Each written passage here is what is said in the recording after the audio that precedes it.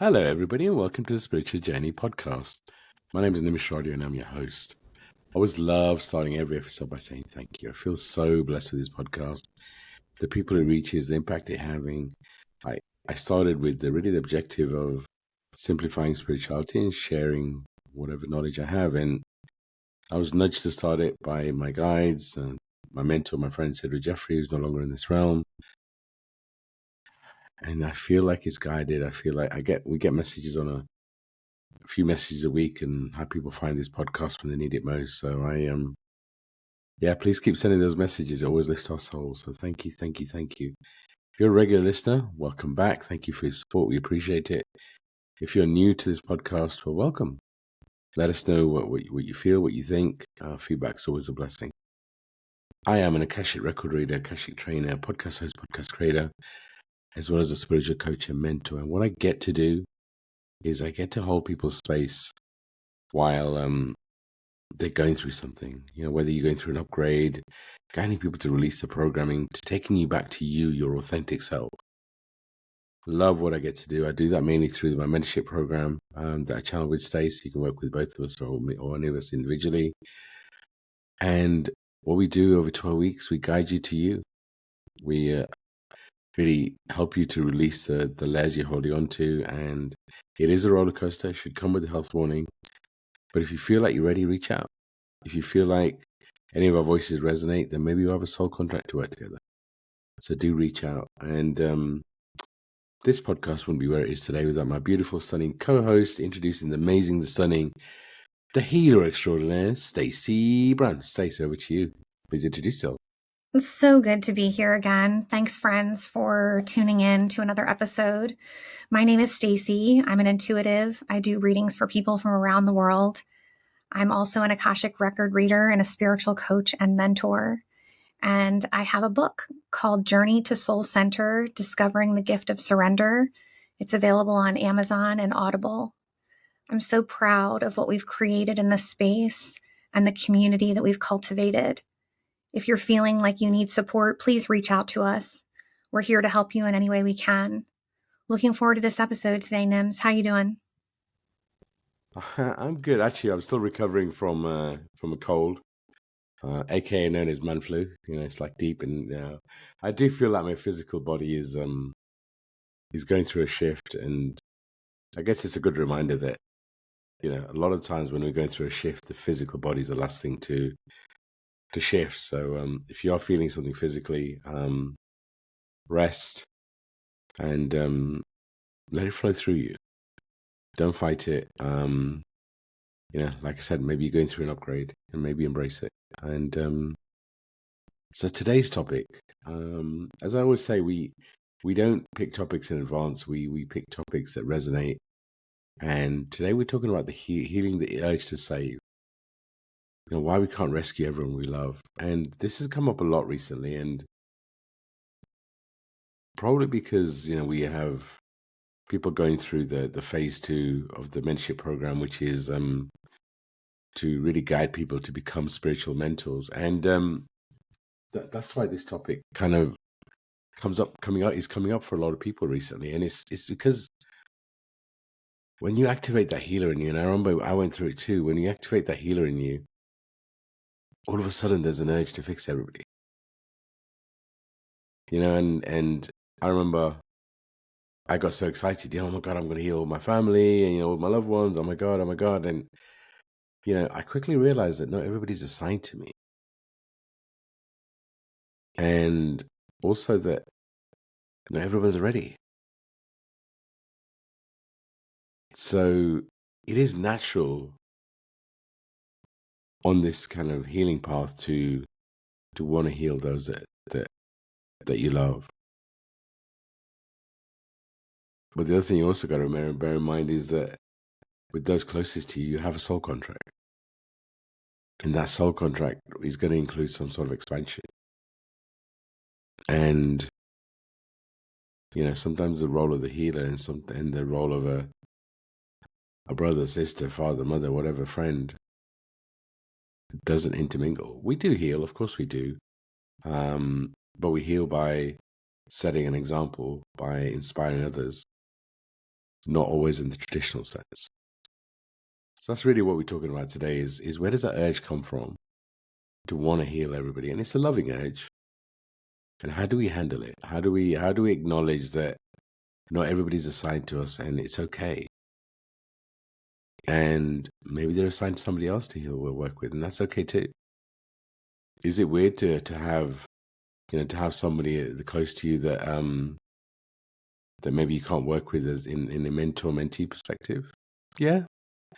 But again, people are not all assigned to you, right? This is the thing. It's the trick is to recognize those that are assigned to you. It's a soul contract. It's a feeling. It's an urge. It's a nudge. And it's recognizing the difference. Again, I repeat, just, it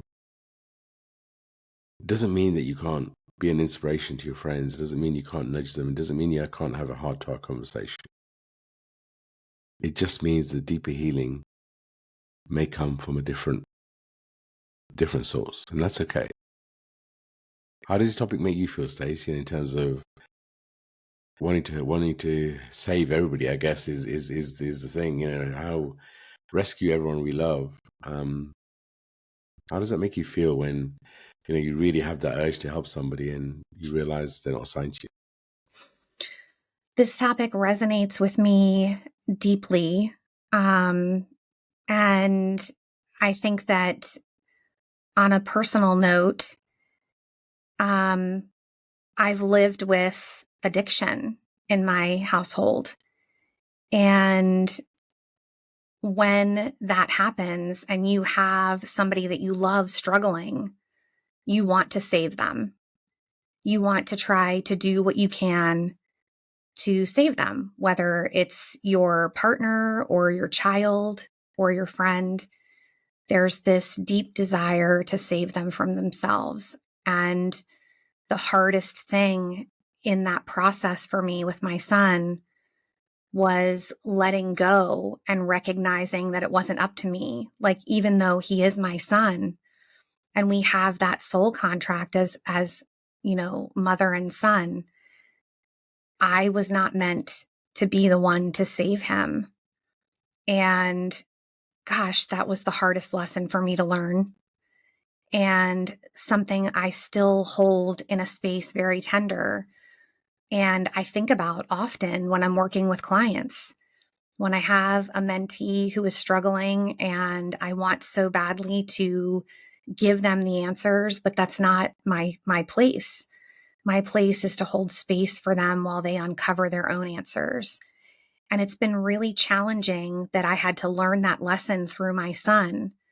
But I think that it's made me a better friend, a better daughter, sister, mother. I think in all the ways it's made me better, that I have learned that it's not necessarily up to me to save someone else. And I will say this lesson came with a lot of pain, recognizing that it's not up to me and that, like I said, even though he's my son, he might not be assigned to me. And my role isn't to save other people. I think that's the biggest thing.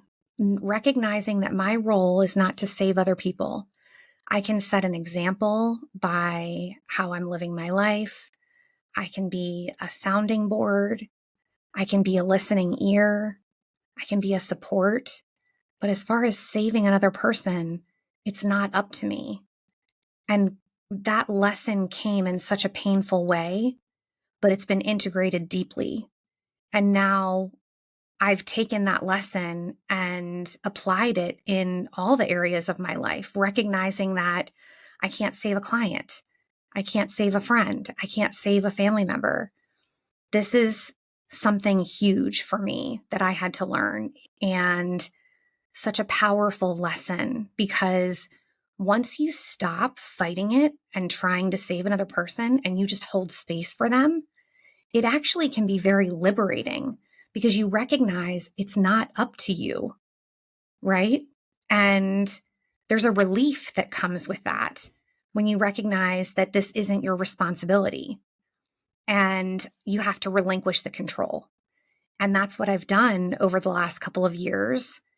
And it's been a powerful shift in my personal life and in my business because I'm handling people in a different way and recognizing that I'm just here on the journey to pour in whatever way I can.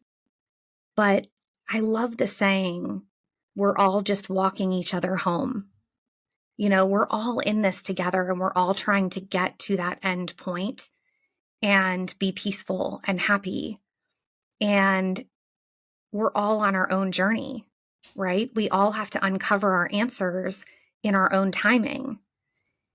And learning that and recognizing that has had a huge impact on my life. What about you, Nims? Yeah, I mean the same, right? It's recognizing that we're not here to save anybody. What makes us think we're here to save people? What if everybody, as you say, is walking our own path? We're guiding and we're walking our way home, and just it is, as you say, it's liberating. Sometimes frustrating, if I'm honest. But it's hard when you have a soul contract with somebody that you love, and you think you can mentor them too. It's a different contract, and it's just working with the mentor.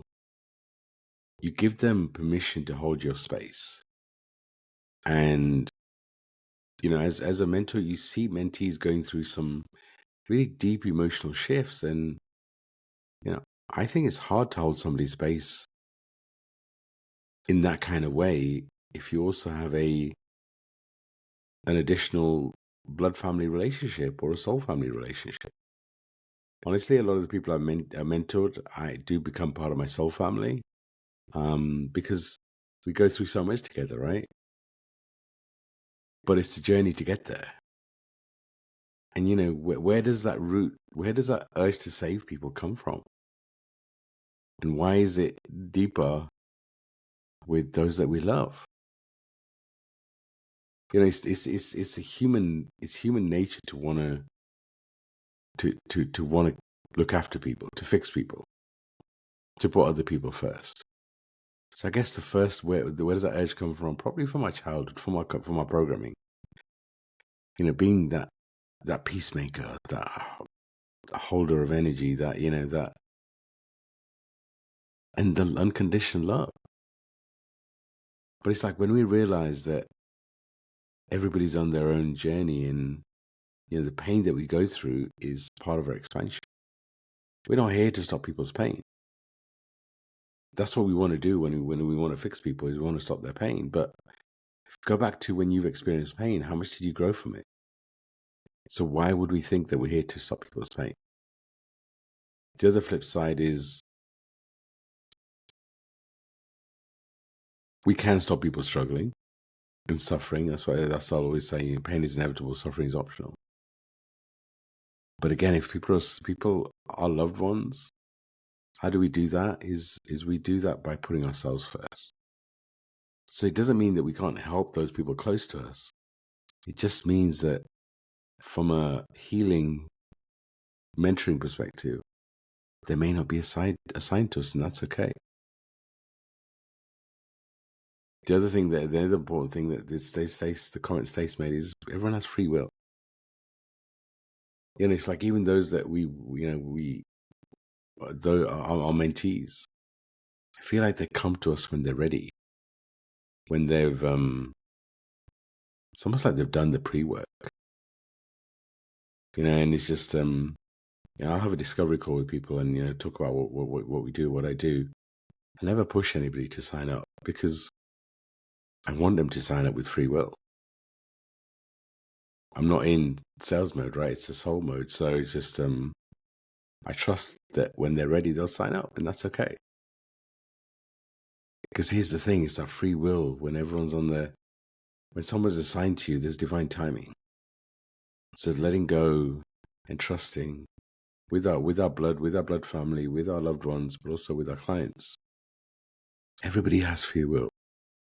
And ultimately, it's like when we're trying to help somebody, are we really helping them? Because sometimes we're blocking their growth. Sometimes us trying to stop their pain is delaying the inevitable, and we're actually slowing them down. And the other thing to really bear in mind is when you try and when you recognize that somebody's not assigned to you, but you keep trying, it does take a toll on your energy because they're not assigned to you. So it's like hitting your head against a brick wall. So recognizing when you have a soul contract to guide someone in that way is really, really important in this journey. How do you feel, Stace, when you kind of have those discovery calls or have people where you're thinking about are they assigned to you? How does it feel when you know they are or when they're not? I think that it's amazing when I can feel that connection that someone is assigned to me, and I can see that we are meant to work together and I'm meant to pour into them. That's a powerful thing. I think sometimes it's hard to recognize when someone's not assigned to me because I want so much to help people and I want to help as many people as I can. And so I think sometimes it can be challenging to accept when someone is not assigned to me. And I think it can be even harder depending on how close the person is to us, right? There's a difference between a client relationship or a potential client relationship and like a family member, let's say, right? There's a very different connection in that. And it can be challenging in its own way. But I think that as time has gone on, I've learned to accept more and more that whoever is meant for me or assigned to me will find me, or I will find them, whatever you want to say, that our souls will connect in whatever way we're meant to.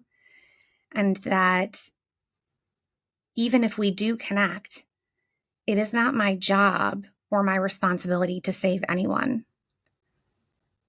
And I think sometimes when we love someone, we have a connection with someone, we instinctively want to save them. We want to shield them from whatever we think they might be going through or what we think they might go through or what have you. And we want to try to control the outcome, and it's not necessarily up to us, right? It's their journey. And we have to watch that unfold and be there and hold space. And I think sometimes just holding space can be really challenging as well, because we want so much to jump in and say, no, don't do that, or yes, do that, or what if you did this, and let me help you. But that's not always the way things are meant to go down. And I think having an acceptance that we're having a human experience, even if we feel like we're further along the path and we have the knowledge and the wisdom to share with that individual, we've got to gauge whether they're ready to hear it or not. Sometimes the wisdom and knowledge that we have to pass on, they're not ready for. And we can't save them from their own journey. It's their path and their life lessons that they've got to learn.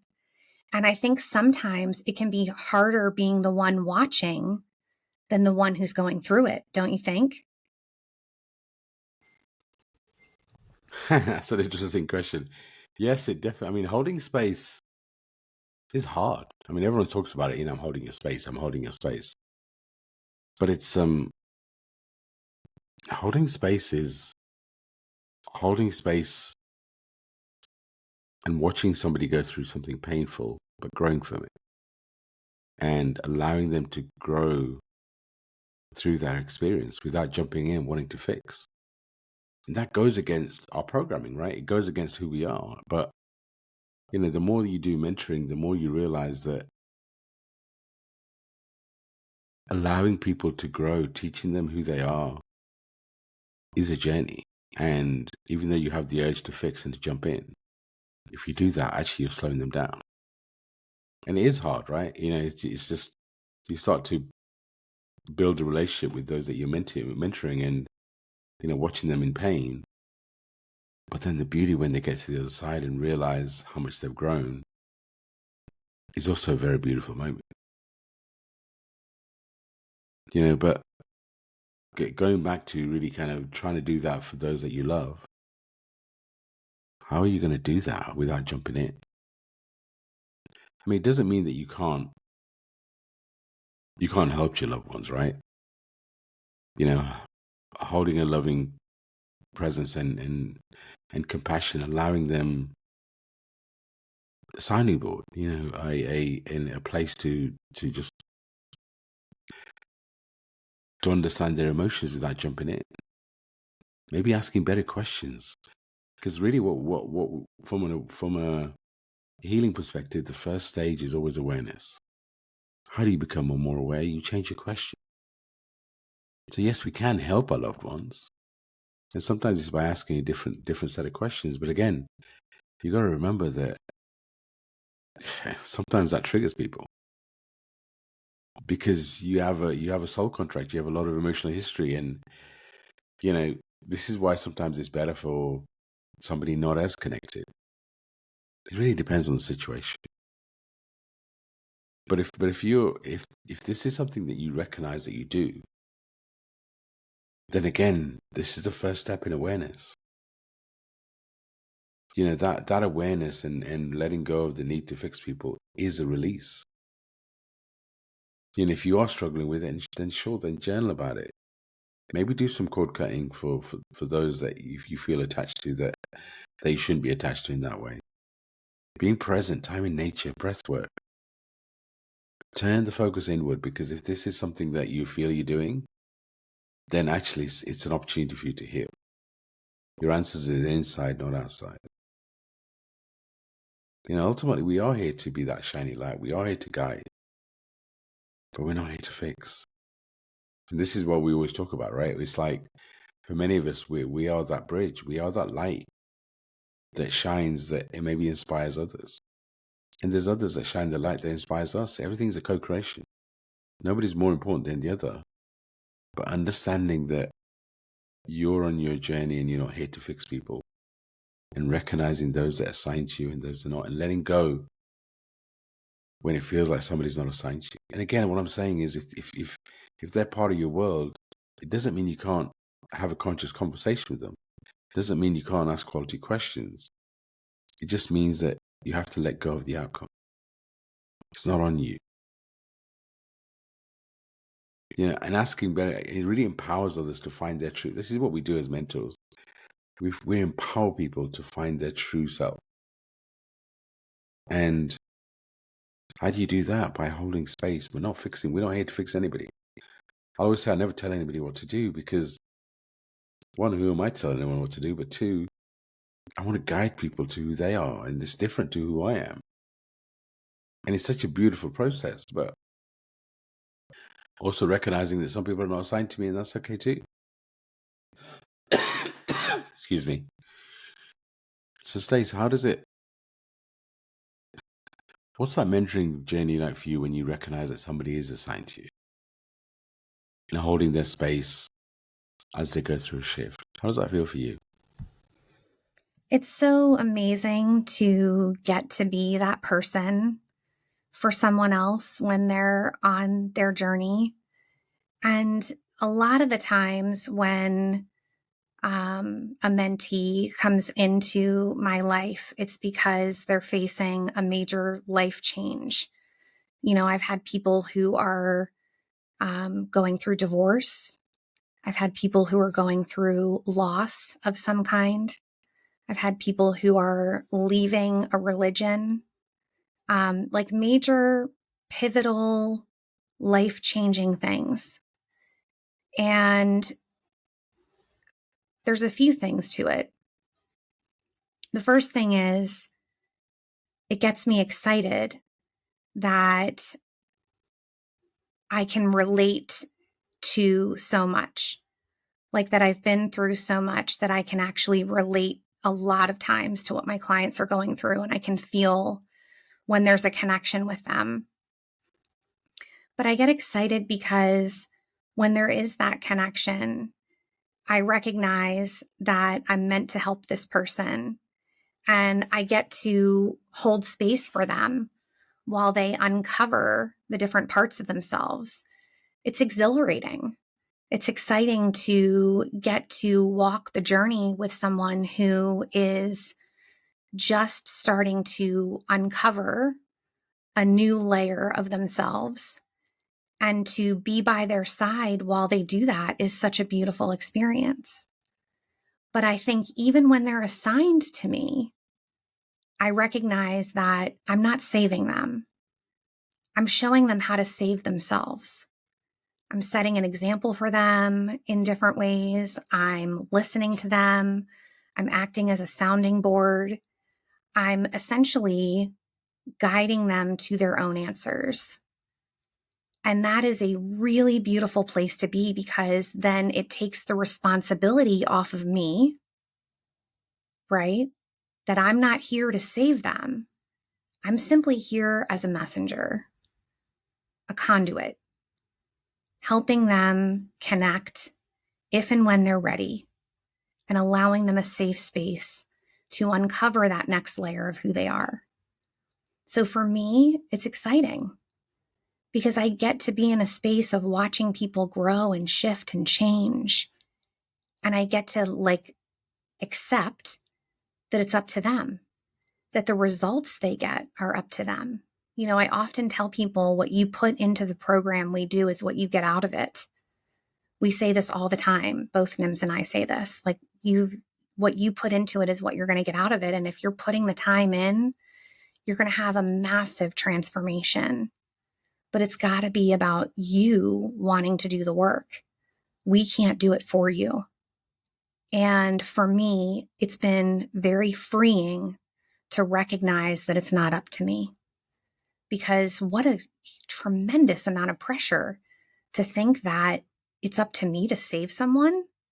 I mean, that is a really scary thing to think, that you have that level of responsibility over another human. And so for me, learning this through my son liberated me, because I had felt so much pressure, especially with my kids, to save them. And now I know that that's not my role. And for me, it's taken a tremendous weight off of myself, because I recognize that's not what I'm here to do. So when it comes to the mentees, NIMS, it's exciting. When you recognize that someone is assigned to you and you get to walk this path with them, for me, it's exhilarating and it's exciting. And I think if my mindset had been what it was before everything happened with my son and that feeling that I needed to save him, I don't think I would be able to do the work that I'm doing right now had it not been for that life lesson for myself, because I would still be trying to save people. And I've learned now that that's not what we're here to do. And I've integrated it into not just my personal life, but my professional life. And I can't imagine what it would feel like to be doing the work that I'm doing right now and trying to save people. Like that, just the responsibility, the stress, the intensity of it would just be so daunting for me. So I am very relieved that I am not in that space anymore, because it's given me a peace that I didn't even know I needed and has allowed me to do the work that I love. So kind of a long-winded answer there. No, and I can relate, right? There's a lot to what you say that makes so much sense to me in terms of we're recognizing that savior complex and where it comes from and letting it go is really powerful. It's that it is kind of it's like a weight lifted off your shoulders, right? It's kind of inspiring, and it's just that it's nothing. I guess I should preface it by saying it's not a bad thing that look, you have a big heart and you want to help everybody and all, but recognizing that you need to help yourself first, and that you're in your soul having a human experience, and therefore you've got to focus on you. That is empowering. Holding space and letting go of the need to fix. I kind of I sometimes forget how powerful the kind of learnings from this podcast, also the learnings from mentorship and life and in general, right? It's that, for us now, I guess holding space is a bit more natural, right? Something that we've been doing for a few years. And it's like only when we introduced that phase two of, we introduced in January of phase two of the mentorship program, guiding people to become a spiritual mentor, to create their own program. And, I realized when I was working with others, and I still am, that it is a skill that needs working at. Holding space, not jumping in, listening more than you're speaking, and actually listening, active listening, being present. It is something we should all practice and not take for granted. Just, seeing the people that we've mentored through phase one. Phase one is a lot of internal work, and then phase two is really kind of using what you've learned externally and seeing them learn and kind of navigate holding space and how much of a challenge that is, because they all got big hearts, right? And, they all want to help. But recognizing that you're not helping when you're trying to fix and seeing that in others actually brings it home in a different sort of way. But again, it's like this whole topic, it's not a criticism. What we're trying to do here is help you to become more aware and accept that you're not here to fix everybody. You're not here to fix anybody. What you're really here to do is to guide you to you. We say things like, everybody's exactly where they're meant to be. If you believe that everybody's exactly where, then nobody needs fixing. It doesn't mean we don't have healing to do. Of course it doesn't. Healing's a lifetime journey. But recognizing in you that your role here is to shine your light and hold space and guide others to do the same. And by the way, even if you have no aspirations to become a mentor and to have mentees, etc., doesn't mean that you don't use the skill. Because, having a conversation with a friend, allowing them to be holding space, actively listening, not jumping in to fix, is a skill I feel like we all need. It's really an interesting paradox. The true love very often means letting go. Always means the letting go of needing to fix. But letting go and let somebody go through something, but being there to hold your space, can be difficult, but can be so empowering. And trusting that people are exactly where they need to be, because right now, everybody's going through a lot. Everybody's going through some kind of shift, because the planet's going through some kind of shift. We talk about it in all of our episodes. So, maybe it's a good time to ask our listeners, are you trying to be other people's savior? Are you trying to save them? And what is it costing them? And how much is it draining you? So what would your advice be, Stace, to those that are that can kind of recognize this in them, can relate, and for me, like I said, just becoming aware of it. And I would always recommend active listening, right? We have 2 ears, 1 mouth, and use them in that proportion. If you're in a conversation and you have an urge to jump in to give a solution, just stop. Why don't you just listen for a while? What if the person just needs you to hold space? There are certain situations where you may have experience that's good insight, but what's your intention when you share it? So, Stace, what's your advice to people? And any general prompts you may have?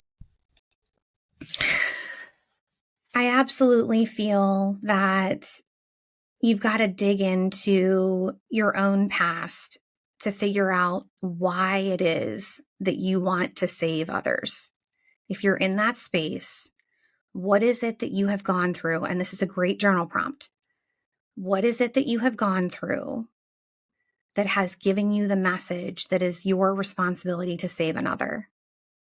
It might be that you've been through some childhood experiences that have shifted and changed the way you think about things. It may have been something in adulthood that impacted you in a different way. But I think it's really important to dig into the why. Why am I like this? Why am I feeling like it's my responsibility to save another person? And dig into that. See what comes up. Okay, this is really important. And then I think the other piece of advice is if you're in a space where you're trying to save other people, what would happen if you paused and just listened, like Nimesh was saying? You just listened and held space for the person and allow them the opportunity to uncover their own lessons. I think that's probably the hardest thing is when we've learned a lesson or we're aware of a lesson and we know it's going to be challenging and we know that a person that we're watching is going to go through something or we anticipate them going through something. We have a deep desire to rescue or protect them from that experience. But we've got to recognize that's not our role, that each person is meant to go through their own challenges and their own life lessons in the way that they're meant to. And we can't stop that process for them, even if they're our own children, my friends. I think that's what's really important to recognize is through awareness, we can shift the way we do things. But without awareness, it's impossible. So I think that first step is to be aware of what you're doing, be aware of how you're handling these relationships, and then think about what you could do differently if you paused and just listened and held space for the person instead of trying to fix or solve what they're going through. It can be very challenging in the beginning. I can tell you without a doubt, it was the hardest thing for me to kind of step back, specifically from my son, to step back and lovingly hold space from a distance while he went through something so painful. Probably one of the hardest things I've ever had to do. But through that has come the awareness that I need to have this approach with every relationship in my life, with every interaction that I have, not just with my clients, but with the people in my life, holding space lovingly and allowing them to navigate what it is they need to for their own path. And knowing that whatever lessons they're going to gain from that is for their highest good. So grab your journal and dig in and start with awareness. Okay, start with a place of awareness, recognizing, are you trying to save people? Are you trying to be that savior? And are you trying to step in and protect people from going through something that they might need to be going through for their own journey? From that space of awareness, then you can start to make changes about how you're handling what you're handling. But go to your journal and just pour into it and see what comes up. It's fascinating when you can uncover different layers about yourself as well, like even the reason why you want to save people. Digging into that in your journaling would be powerful. Did you go through something as a child that has made you think it's your responsibility to save another? What is driving you to believe that you have that role in another person's life? Like I said, from that space of awareness, that's where we can make changes. I love that. So powerful. It's so empowering, this journey and this type of conversation, to realize, that awareness is liberating. And it's just that, knowing that we're not here to fix everybody, knowing that we actually are here to guide ourselves. And watching how our light inspires others is so beautiful. So I hope this conversation inspires you to really kind of hold space for people and not fix. Because, sometimes the most loving thing we can do is step back and trust. We're not here to rescue people. We're not here to carry the weight of others. We have enough weight to carry of our own. We're here to shine a light, set that example, be that light bearer, that bridge. Shine a light so brightly that it reminds them of their own. Our true healing, as Stacey was talking, doesn't come from fixing other people, from saving somebody else because they're only saving. It comes from holding space, really loving without conditions, allowing people to go through what they're meant to. And it is liberating. And really from, guiding people to trust their own soul's journey. It's so beautiful when we let go of the need to fix.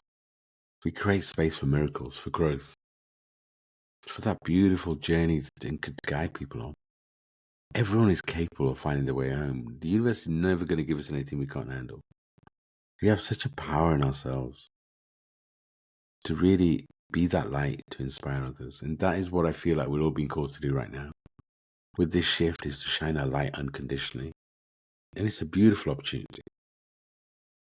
It's just, when I start working with somebody that, kind of beginning the mentoring, it's such a beautiful to see the light bulb moments, to see just one of my favorite things in the world. It helps me, it reminds me why I'm doing what I'm doing. So, if you feel like you're ready to be guided, then book a free discovery call. The links will be in the show notes. This is such a beautiful time to look for community, look for support, because we're all going through something. Just a quick mention, I am starting a new spiritual journey membership coming in the next few weeks. I'll include the link in the show notes. You can find out more. It's basically, I'm going to have a monthly call with exclusive meditations, energy updates. It's kind of a way to connect with me differently. I'll include the link in the show notes. But if you take anything from this episode, take the importance of your light and how you shining it brightly unconditionally, focusing on you, can inspire yourself and so many others. Stacey, I'm going to hand over to you to close. Do I add any closing comments and we can close out? It's such a beautiful thing when you can grow in your awareness of yourself and shift the way you're doing things and be open to life's lessons. And in this episode, we're just hoping to inspire you to take a closer look at yourself and how you're doing things. And if you're trying to fix people, take a step back and ask yourself why. We're here to support you in any way we can. We love getting messages from our listeners. So if you want to send us a DM or an email, please do it. If there are topics that you want us to cover that we haven't covered and you have ideas for us, we love to hear from you. Let us know about those ideas. We are really invested in giving you as much as we can in this podcast. And so if there's something that's on your heart, we want to hear from you. Thank you so much for spending another episode with us. What a powerful journey it has been. Thanks, Nims. Yeah, I loved it. Thank you for this space. Thank you for listening. Thank you for your support. Any feedback you have from this episode, send us a comment, send us a message, send us a DM. Or social media and links are included in the show notes. Reach out to us, and if we can help in any way, reach out to us too. Sending everyone so much love and light through this interesting, expansive period. The more that we can focus on ourselves, the more we can focus on our light, the more, I would say, easier, the more simple this journey becomes. So today, make a commitment to you to shine your light. Make a commitment to listen, to hold space. Just see what that does to your energy. Sending so much love and light out to everybody. Thank you again, Stace, and we'll be back soon. Bye for now.